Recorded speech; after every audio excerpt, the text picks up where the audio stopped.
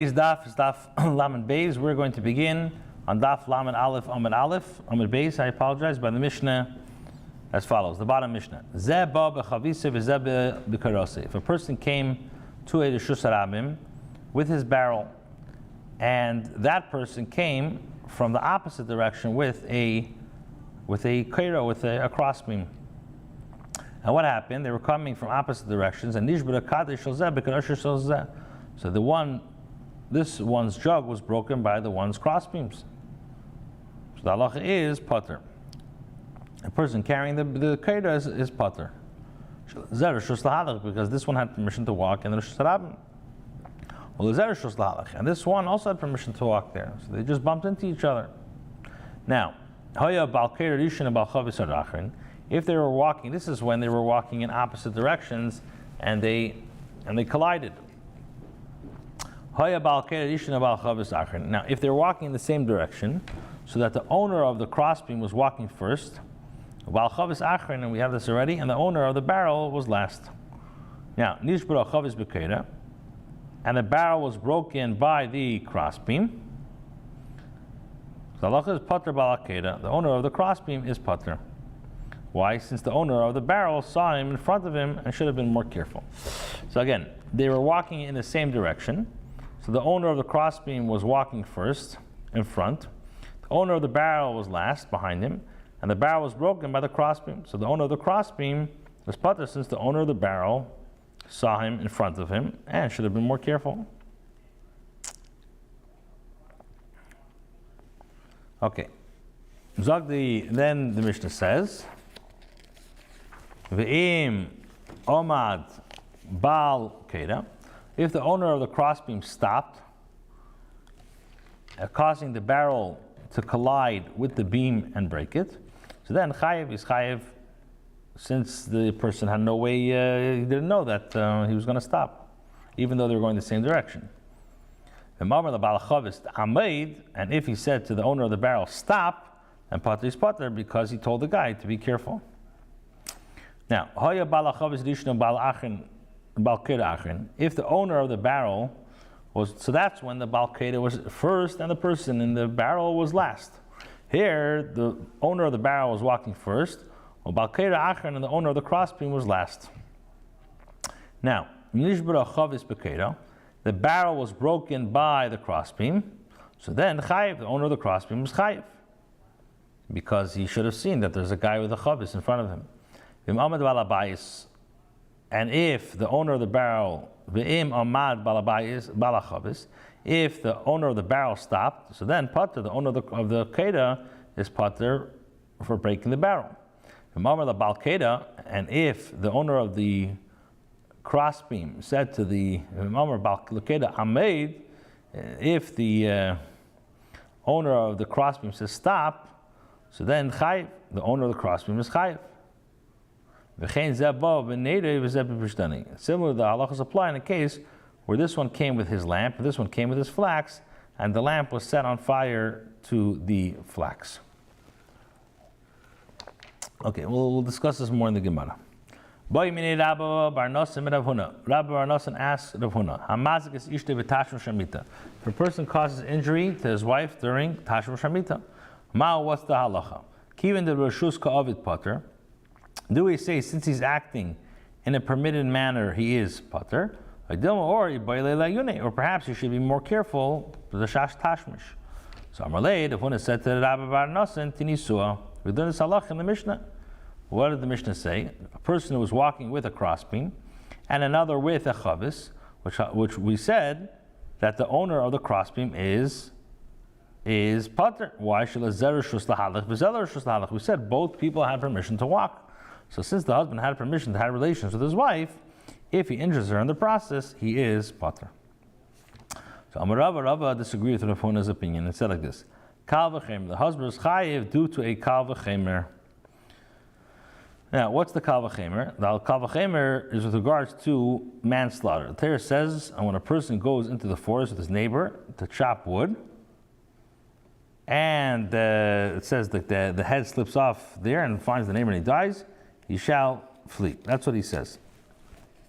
Kal v'chemer, this is the din of a ritzeach, somebody who kills b'shegeg, like when he was trapping in the forest. Just the entire pasuk, this is in regards to somebody who kills b'shegeg. The Torah says he has to go to Ari Miklat. The Torah says, Asher yaves eyu, when a person goes with his friends into the forest, b'yar lachtev eitzim, he goes into the forest to chop wood, v'nitcha yodei b'garzim lichres eitz v'noshal barzim v'neitzim matzah s'eyu v'meisu yones alachas harna me'elu v'chay. It says that again, that when a man goes to the forest with his neighbor to chop wood, and the head slips off and finds his neighbor and he dies, he shall flee to the Ari Miklat. So he says like this: a kal v'chemer is a kal v'chemer from umayar. In the case of the forest, each person had permission to go in there, as just like the Rishus Harabim. Nevertheless, the one who kills b'shegeg is considered like one who entered another person's rishus, as therefore chayiv to go to galus. So shel rishus chaveri nichnas the culture gain. So the question is, so with regard to this husband who actually enters another rishus, all the more so, is it not clear that he should be chayiv for the injury he causes her? So in other words, he's saying like this. He's saying in the case of somebody who kills, that the Ritzeach and the Nirtzach both had Rishus to be there, and the Ritzeach does not need special Rishus from the Nirtzach to go in there. Nevertheless, the Ritzeach, it's like he's going to the Rishus and he's like Begei's friend. And if he does not forewarn him, he'll be Chayiv. So the husband that went into his wife's Rishus, and he needs Rishus to engage in his wife, for sure, he should be careful not to damage her. And if he was not careful, so then he should be chayiv. Ella ha'ktani. So Gemara says, rather raise the objection to Rabbi's opinion. Ella ha'ktani shelazer rishus lahalich. But what of the Mishnah which teaches that the owner of the Keira is pater, as this one had permission to walk, and this one had permission to walk, and Rav Huna was mashma from here that the husband is likewise pater. Gemara answers, Hassam, the two cases are different. Why? Because Hassam there, in the case of the Mishnah, Travayo Baha Kadadinino, both sides were similarly walking. And the one who caused the damage, therefore Pater, because he has the right to walk. Hacha, by the case of the husband is the only active participant in the Bia.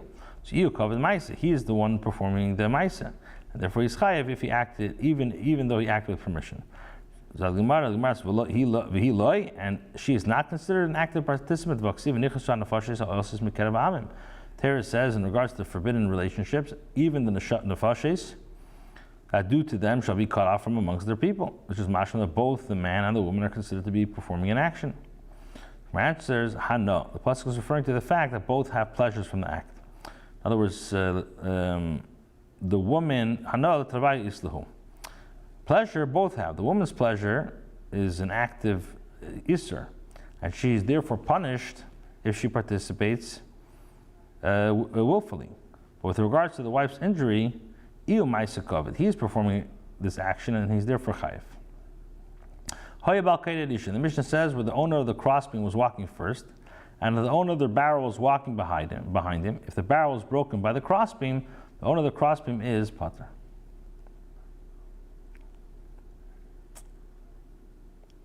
So where the owner of the crossbeam was walking first and the owner of the barrel was walking, and then the barrel broke, so the owner of the barrel should have been more careful. Shlakish says, if two cows were in the Rishus Harabim, one of them was like vild and one was walking. And the cow that was walking kicked the cow that was revutza. The owner is pater. However, if it's the opposite, chayev. Let us say the Mishnah supports this statement. If the Balkeda was first and the Balchavis was after,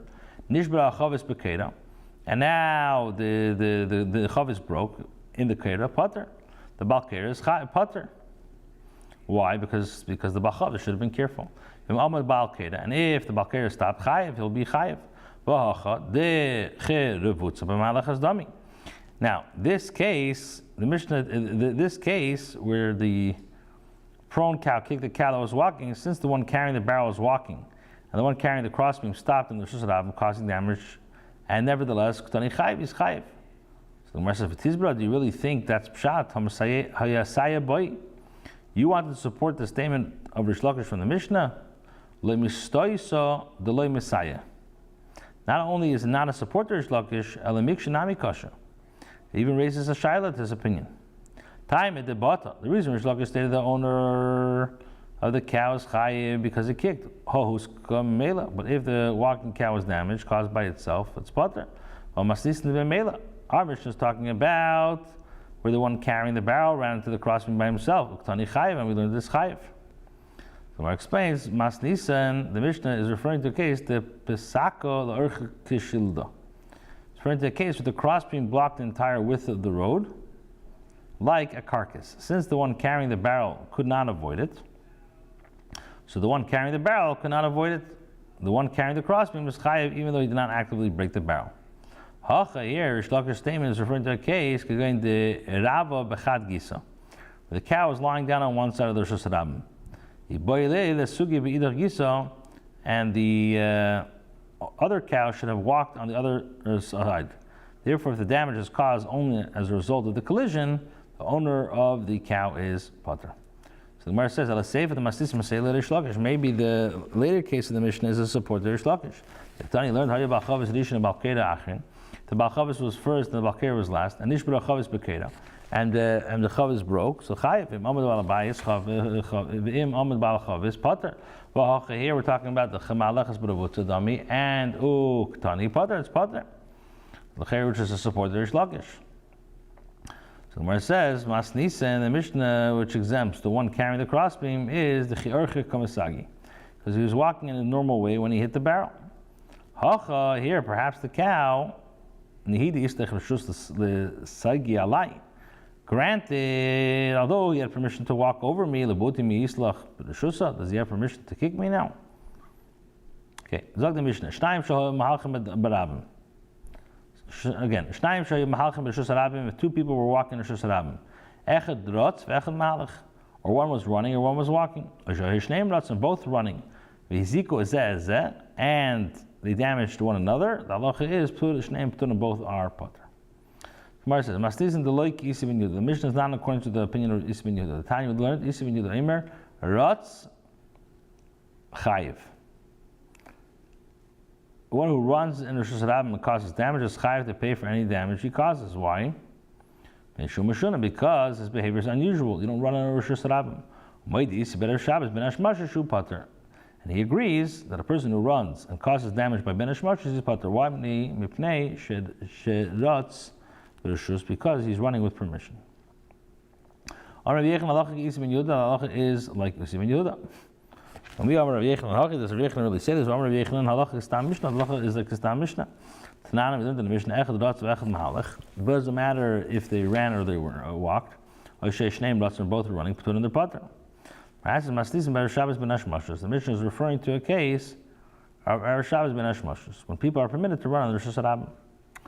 So the Gemara says, "Mimai." From where do we know that the Mishnah is referring to ben Hashmashus? Midiktani, from the fact that it teaches us. Or if two people were running, put in the pater. What do I need more? If when one is running and one is walking as pater, so shneim ratzim b'boyle. Do I need to say when two are running? Rather, the Mishnah means to say echad ratz v'echad mahalach. Sai running and sai walking is pater. When better Shabbos ben Hashmashus? When it's Erev Shabbos ben Hashmashus al b'chil, but during the weekday echad ratz v'echad mahalach. If one was running and one was walking, chayiv is chayiv shneim ratzim. But if two are running, afilu b'chil, even during the week they are pater. This is the reason why the Mishnah means to mention both cases, both are running. Amar Mar, we learned. Why? So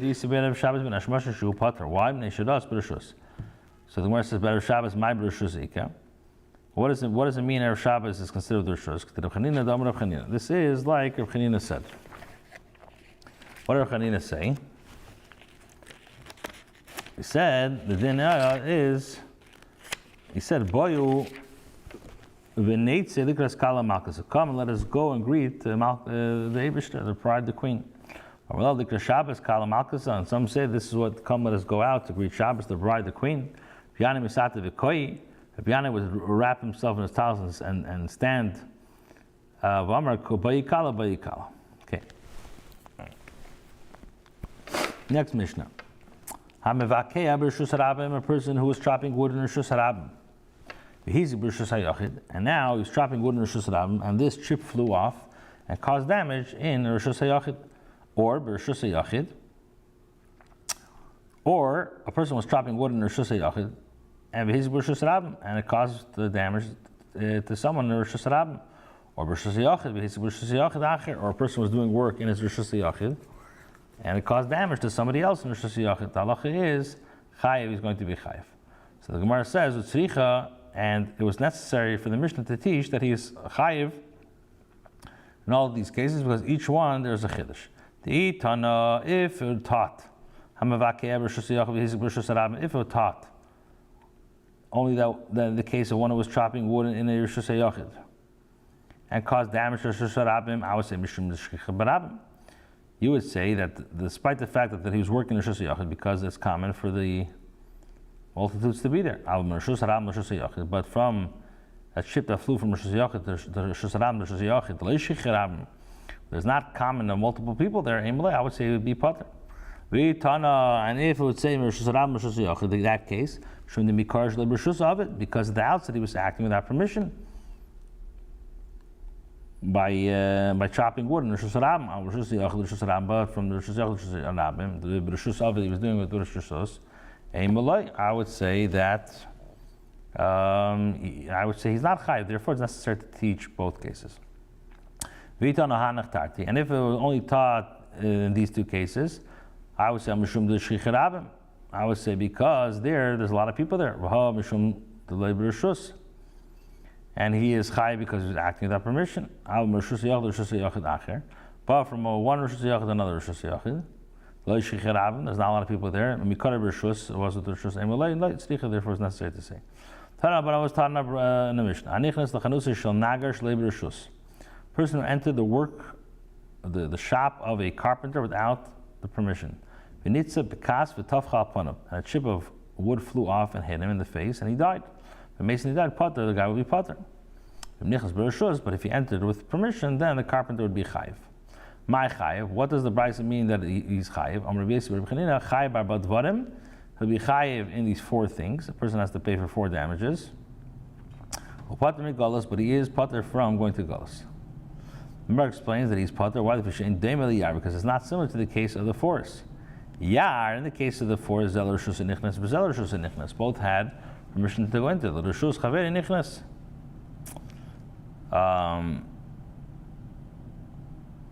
So, in the case of the Yar, both entered with Rishus, whereas this case, the victim entered another's property. Therefore, the carpenter should not go to Galus. Rabbi says, both had Rishus to go, and he goes to Galus. My Potter Megalus, what is the reason why he's Potter from Galus? As Galus is not sufficient for him. Because it's a shegi which is karla mezid. The purpose of Galus is to atone for one who kills another completely b'shegi. If he was exceedingly negligent, then Galus is not sufficient for him. Masav Rabbi asked the Shaila on his own explanation from the Mishnah. Now, if one was sentenced to get Malchus and Beis Din, and the doctors assessed that he would be able to endure only a certain number of Malchus, but the one who administering the lashes added 1 lash to the punishment, and whatever Mason he died. So the Beis Din, the Sheikh Beis Din goes to Galus. But here is a clear case of Sheikh Karla Mezid. Because he should have entered his mind that people can die from 1 additional lash. And yet, what do we say? So we see that Sheikh Karla Mezid does go to Galus. He made a mistake in accounting, which is not considered Sheikh Karla Mezid. Tfach le Rava b'sandali. Rava slapped Rav Shimi on his sandal. He was upset with him. Amarle auto hanimani. So he said to him, is this to say that one who administers the lashes is the one who counts them? But it was taught, Godel sheb'dayanim keda.